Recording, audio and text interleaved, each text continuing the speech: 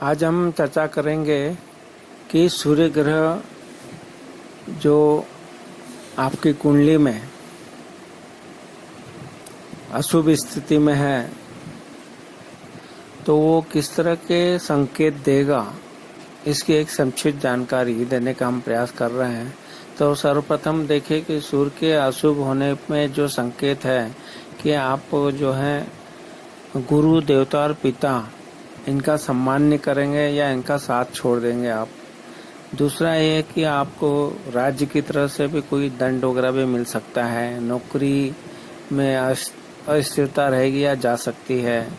इस तरह से सूर्य के कारण आप आलस्य करेंगे और सुबह देर से उठेंगे।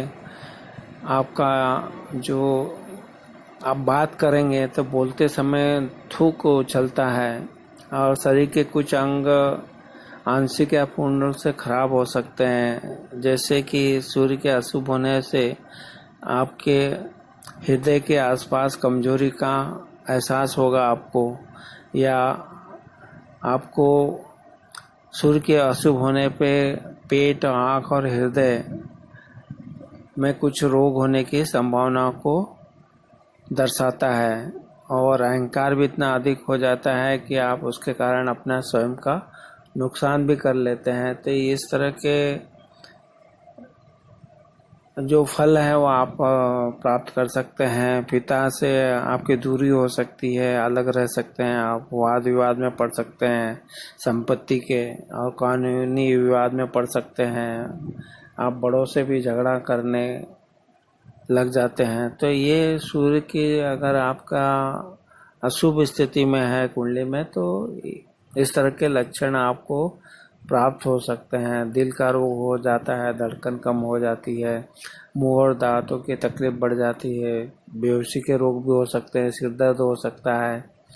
और इस तरह से गुरु देवता, गुरु पिता आदि से जो है उनके साथ आपका संबंध अच्छे नहीं रहते हैं। तो इस तरह के कारण, सूर्य के कारण हमारा जो चेहरा है वो बिल्कुल, उसमें जो एक झलक अच्छी होना चाहिए वो नहीं रहती है, और चेहरा कांतिमय नहीं रहता है।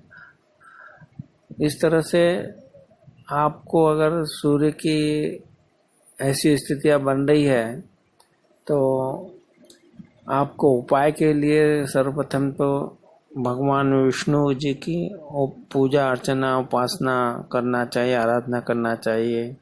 आपको गाय को भोजन, गाय के लिए भोजन कराना चाहिए, सूर्य को अर्घ देना चाहिए, रविवार का व्रत करना चाहिए। जब भी आप बाहर जाएं तो मुंह में मीठा डालकर और ऊपर से पानी पीकर निकलना चाहिए। आपको अपने पिता और पिता जैसे जो भी सम्मानीय व्यक्ति हैं उनका सम्मान करना चाहिए, चरण छूना चाहिए और आशीर्वाद लेना चाहिए। आदि हृदय स्तोत्र का पाठ करना चाहिए, गायत्री मंत्र का पाठ करना चाहिए। और जो दान है वो आप तांबा, गेहूं और गुड़ का दान कर सकते हैं। इस तरह से ये छोटे छोटे से उपाय हैं जो को आपको करना चाहिए। और जो मंत्र है उसका प्रतिदिन आपको 108 बार एक माला जाप करना चाहिए, वो है ओम गणेश शिवाय नमः।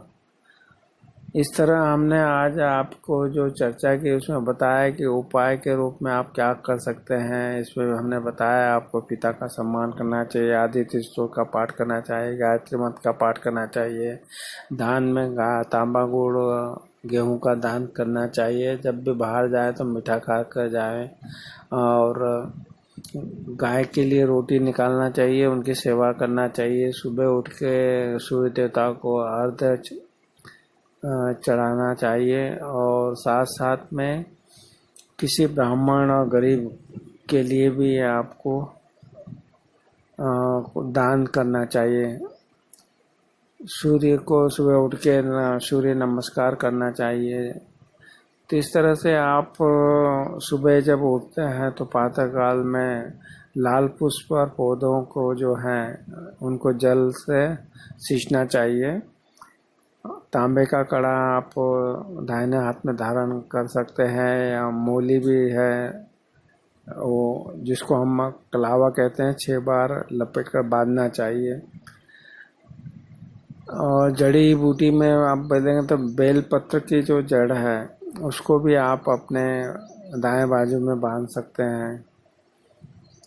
इस तरह से अगर आप जो हमने लक्षण बताए हैं आज इस तरह के, अगर आपकी कुंडली में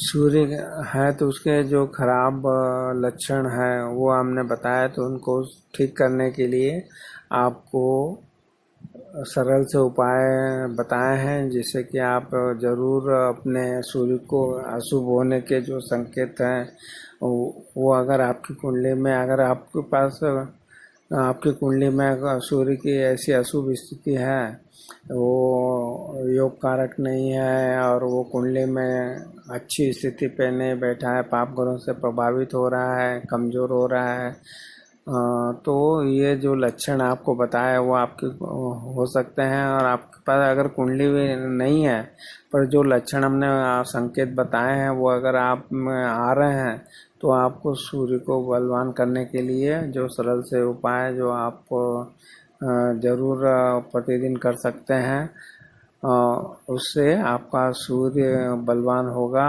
और उसके जो अच्छे फल हैं वो आपको ज़रूर प्राप्त होंगे। तो ये संक्षिप्त सी जानकारी थी। जो आपको अच्छी लगी हो तो हमारे वीडियो को ज़रूर आप लाइक कीजिए, शेयर कीजिए। आपने हमारे वीडियो को लाइक किया, शेयर किया, इसके लिए आपका बहुत बहुत धन्यवाद।